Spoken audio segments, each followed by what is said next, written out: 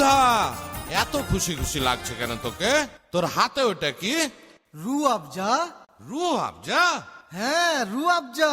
স্বর্গের সুধা রুহু আবজা, গরমের কান্তিতে পান করিলে রুহু আবজা, শরীর রবে শান্তিতে।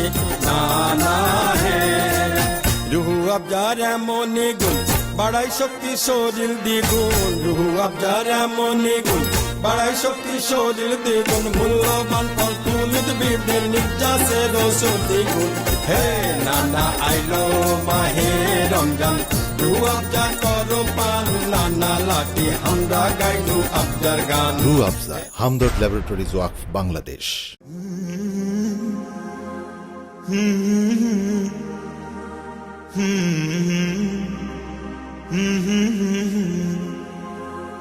La la la la, la la la la, la la la la, la la la.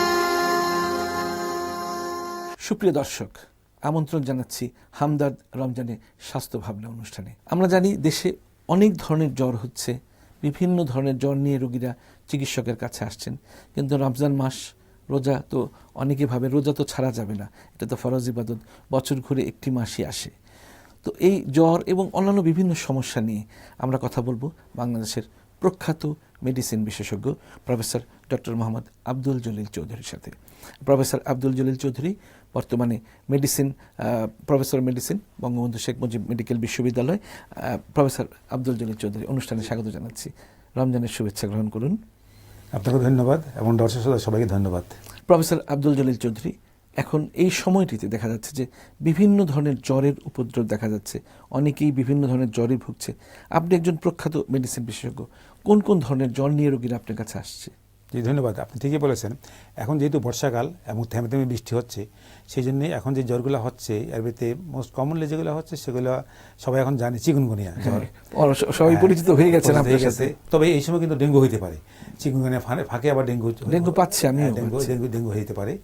তাছাড়া এই সময় অন্যান্য জ্বর যেগুলো হয় এগুলো হইতেই পারে, যেমন টাইফয়েড হইতে পারে, সাধারণ ভাইরাস জ্বর হইতে পারে, ইনফ্লুয়েঞ্জা হইতে পারে, এগুলো সব হইতে পারে।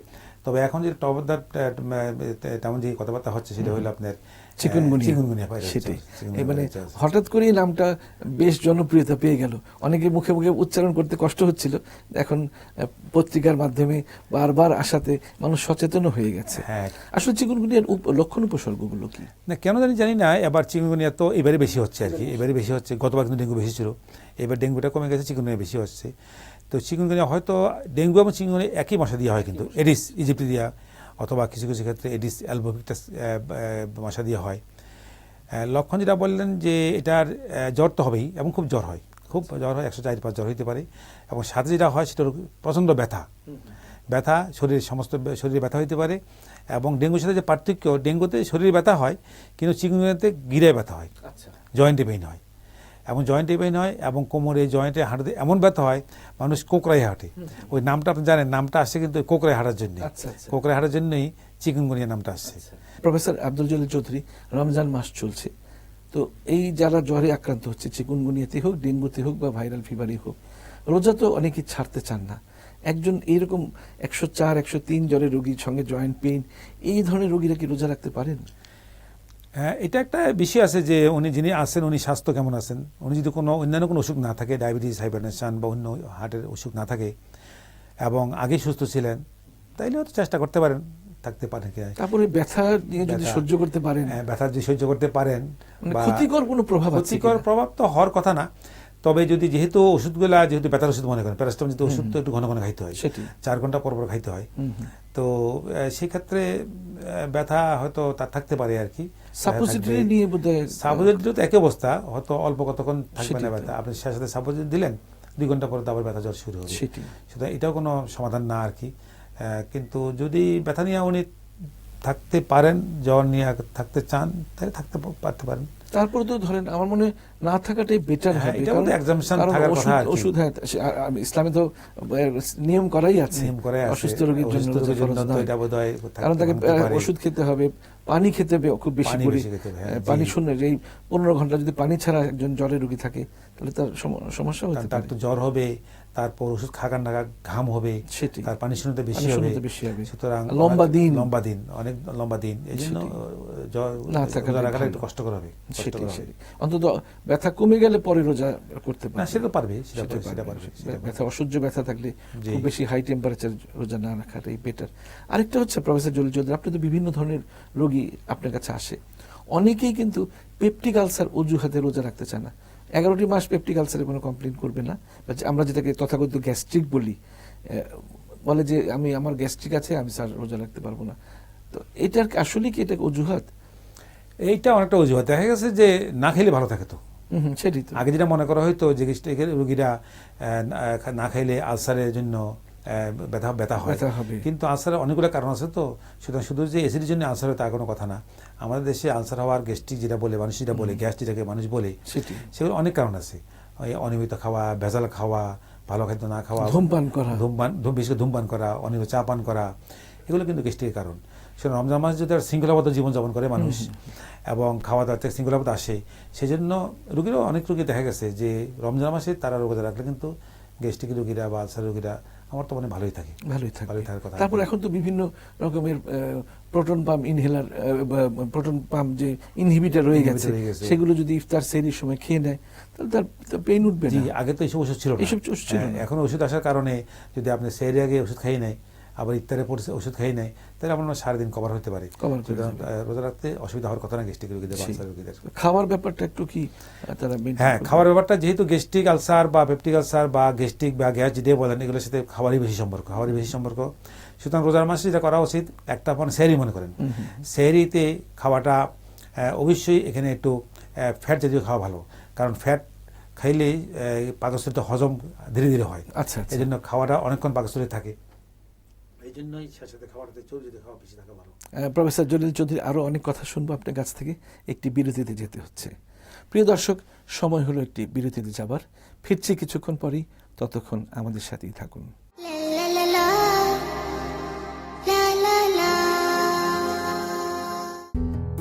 সারা দেশে বিভিন্ন জায়গায় হামদর্দের স্বাস্থ্য সেবা ও বিক্রয় কেন্দ্র রয়েছে। সারা বাংলাদেশের মানুষের স্বাস্থ্য সেবায় হামদর্দ।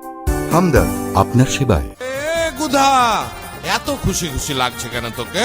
তোর হাতে ওটা কি? রু আফজা। রু আফজা? হ্যাঁ, রু আফজা। স্বর্গের সুধা রুহু আফজা, গরমের কান্তিতে পান করিলে রুহু আফজা, শরীর রবে শান্তিতে। না না হে রুহু আফজার এমনই গুণ, বাড়াই শক্তি শরীর দ্বিগুণ, মূল্যবান ফল তুলিত বীরদের নির্যাসের ওষুধি গুণ। হে নানা আইলো মাহে রমজান, রু আফজা করো পান, নানা লাঠি আমরা গাই রু আফজা। রু আফজা হামদর্দ ল্যাবরেটরিজ ওয়াকফ বাংলাদেশ।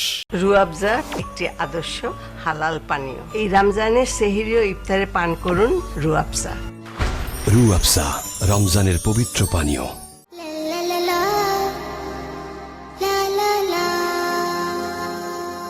প্রিয় দর্শক, বিরতির পর আবার আপনাদের মাঝে ফিরে আসলাম হামদর্দ রমজানে স্বাস্থ্য ভাবনা অনুষ্ঠান নিয়ে।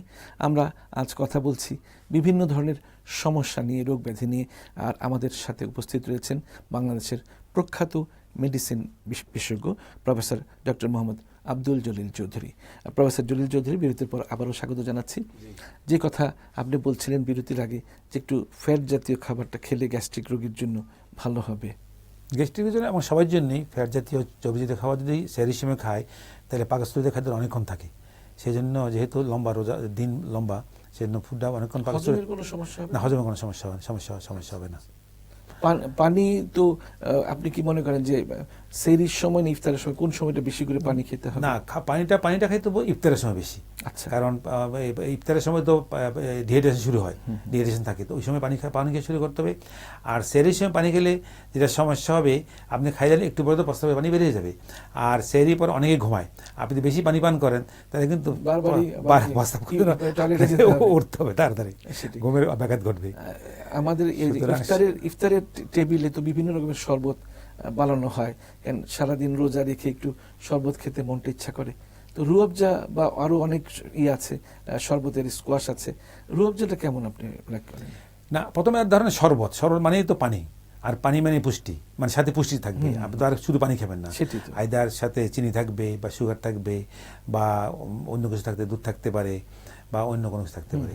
তো সেই হিসেবে শরবত যখন খাবেন আপনি শুধু পানি কেন খাবেন, সেটাই, অনেক কিছু মিশিয়ে খাবেন। মিশিয়ে খাবেন। তো সেই হিসেবে তৈরি যে শরবতগুলো বাজারে পাওয়া যায় তার ভিতরে আপনি যেটা নাম বললেন রুহ আফজা, যতটুকু আমি জানি রুহ আফজা তো একটা তো পানির কন্টেন্ট থাকবেই, সেই। তারপর সেখানে সুগার থাকে, নিউট্রিশন একটা আছে, নিউট্রিশন থাকছে। কারণ আপনি সারাই দিন না খেয়ে থাকলেন, সুতরাং এটা একটা রেডিমেড নিউট্রিশনের ফুল এবং ফলের নির্যাস থাকছে এখানে। এটা আছে, এটা আছে। তারপর আছে অনেক নিউট্রিন আছে সেখানে, যদি জানি আমি সেখানে অনেক ফল এবং ফুলের নির্যাস থাকে, আপনি যেটা বললেন আর কি। তো সেগুলো তো নিউট্রিশনের কাজ করবে। সেখানে যেখানে একটা শরবতে যেহেতু পানি আছে, সুগার আছে, ফল এবং ফুলের নির্যাস কারণে অনেক নিউট্রিশন আছে, সুতরাং এটা একটা উত্তম শরবত হবে। রোজার সময় কেন, রোজার সেহরির সময় খাওয়া যেতে পারে, অন্য সময় আমরা খেতে অন্য পারি, সময় খাওয়া যেতে পারে, সেটাই। গরমের দিনে তো এমনি খাওয়া যেতে পারে, গরমের দিনে এমনি খাওয়া যেতে যারা পারে, রোজা রাখে না তারাও খেতে পারে, তারাও খেতে পারে। তবে একটা কথা আছে, যারা ডায়াবেটিস আছে তারা তাদের ব্যাপারে একটু সাবধানতা অবলম্বন চিনি করা। না মেশানোই ভালো, ভালো না, চিনি তো আছে এর ভিতরে, সুতরাং এটা চিন্তা ভাবনা করা উচিত যে ওনার ডায়াবেটিস কেমন। যদি কন্ট্রোল থাকলে এক কথা, আর যদি কন্ট্রোল না থাকে তাহলে চিনি শরবত। অনেকে আবার কমলার জুসের সাথে একটু রুহ আফজা মিলিয়ে খেলে খুব অদ্ভুত একটা সুন্দর রং ধারণ করে কিন্তু। না, সেটা তো ওনাদের রেসিপি অনেকগুলি আছে মনে হয় আমার কাছে, সুতরাং রুহ আফজার তো পিপাসা অনেকগুলি আছে। সুতরাং রুহ আফজা খাওয়ার সময় সেটা দেখতে হবে যে যাই ডায়াবেটিস রোগে থাকলে হয়তো রুহ আফজার কন্টেন্টটা কম হবে, পানির অংশটা বেশি হবে। যার ডায়াবেটিস নাই ওনার কন্টেন্টটা সেভাবে হবে। তারপর রুহ আফজার সাথে অনেক কিছু মিশিয়ে অনেক রেসিপি করা যেতে পারে, অনেক রেসিপি ওনাদের আছে। আপনি প্রখ্যাত মেডিসিন বিশেষজ্ঞ, ডায়াবেটিস রোগীও ডিল করতে হয়।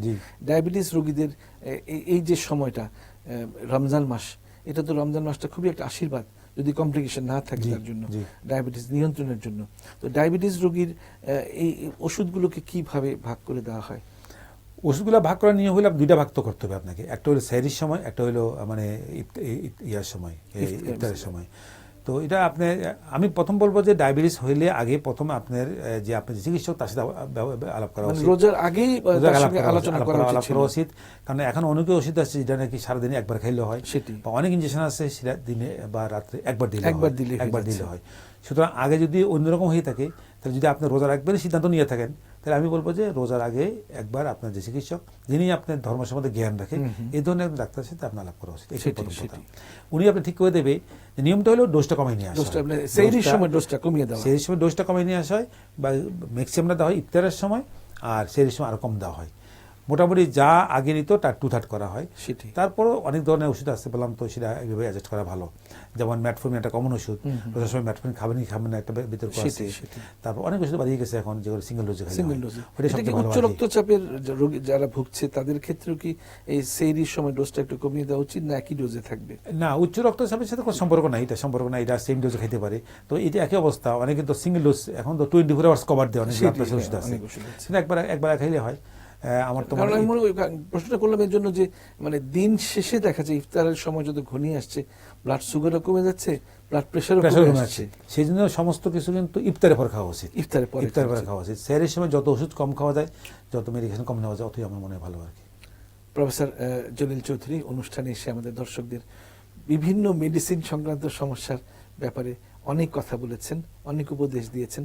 আশা করি আপনার এই কথাগুলি মেনে চললে নিশ্চয়ই আমরা সবাই সুস্থ থাকতে পারবো, সুস্থভাবে রোজা এবং সিয়াম সাধনা পালন করতে পারবো।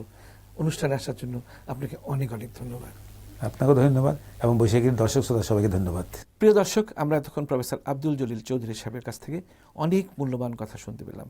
নিশ্চয়ই যারা ডায়াবেটিস রোগী আছে, যারা উচ্চ রক্তচাপের রোগী আছে, তারা চিকিৎসকের সঙ্গে পরামর্শ করে তাদের ওষুধগুলো কখন কোনটা হবে, কোন সময় কোনটা কমিয়ে দিতে হবে সেটা ব্যাপারে নির্ধারণ করবেন এবং সুস্থ সুন্দরভাবে রোজা রাখবেন।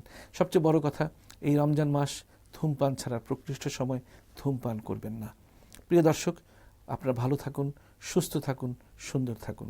সবার জন্য রইল অনেক অনেক শুভকামনা।